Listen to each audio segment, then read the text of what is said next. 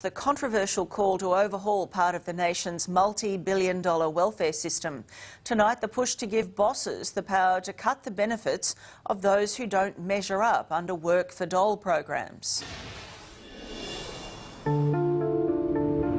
What we're seeing in the system at the moment is that it's cut payments first, ask questions later. The system is totally up for being abused. You can't just sit on your backside all day. You got to get out and actually do something to prove you're worthy of getting that money. Welfare is the largest part of the federal budget and also the fastest growing. It's the $200 billion question. How on earth can Australia's crippling welfare bill be slashed? At the end of the day, it is taxpayers' money. More than 20% of the population is now claiming some sort of welfare, and the number of people cashing in is expected to skyrocket. There's New Start, there's disability pension, there's crisis payment to carers. We know that the longer a person is on welfare, the steeper the road back to employment is. Of all the welfare options available, unemployment benefits cause some of the biggest headaches for the government.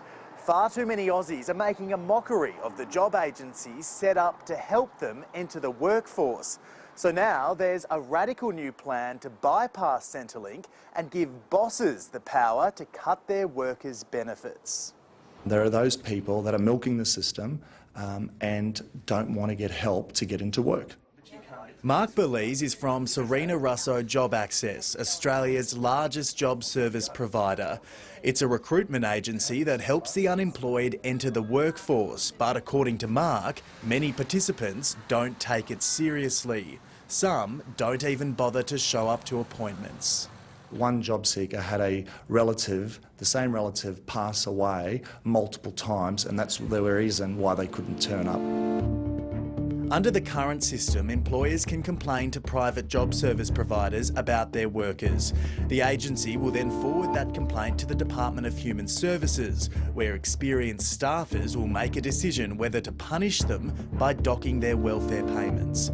But the government is now considering cutting out the middleman and giving bosses the power to make that decision themselves. It affected everything I had, which is, rent, groceries, kids, everything like that, so. David Evers from Melton in Melbourne's West says his Centrelink was cut under the current system, all over a misunderstanding. Put a lot of stress on me, partner, just everything.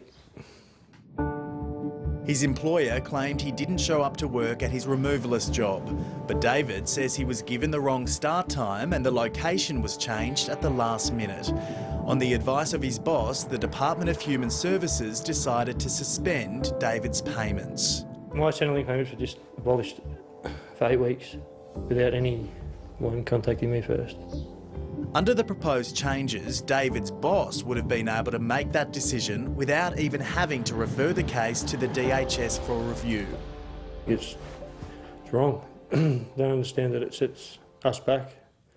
They don't care. They get their entitlements for having us employed by them, but they can just cut us off and onto the next worker. We reckon they should get on with the job of fixing the current system before they expand it even further and make more mistakes. Here's another one. Federal Labor spokesman Ed Husick says the system is already being abused and any changes to tighten it further could mean even more employees have their benefits cut unnecessarily. So that type of mentality that's out there means that people get cut off from their payments quick smart without even a right of reply from the person that's affected. And I think most people would believe that that's not a fair system. What employers need to realise that times have changed. We cannot train young people like we used to. Start your first 2 new bars. Paul Breen runs Productivity Boot Camp in Sydney.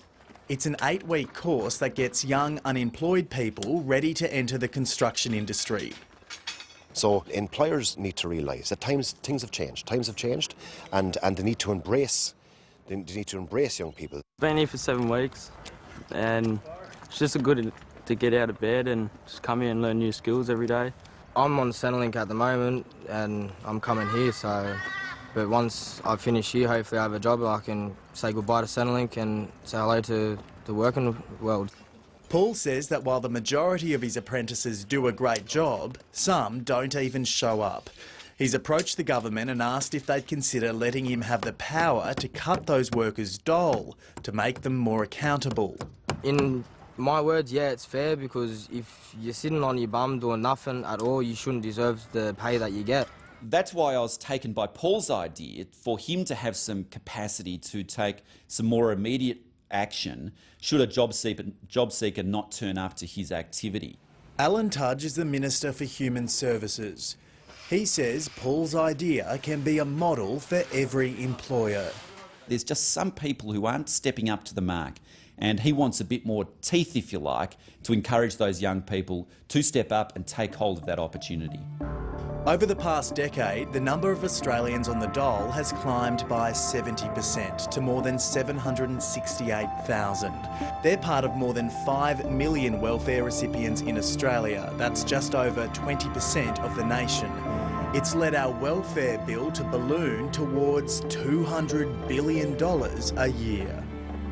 Well, I think that the thing that we have to keep in the front of our mind all the time is that people that are unemployed are not a number, they're a human being.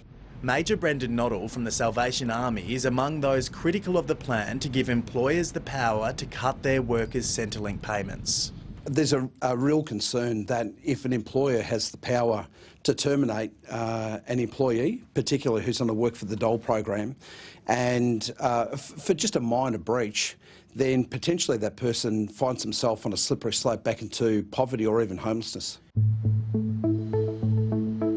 For those people that are doing the right thing, that are turning up and making the effort, to then cut off their payments without even asking them and testing whether or not this was actually the case and putting them under the financial pump, well, that's wrong, and clearly that system has to be fixed up before you expand it further. Ultimately, our objective is trying to put younger people particularly onto a better pathway.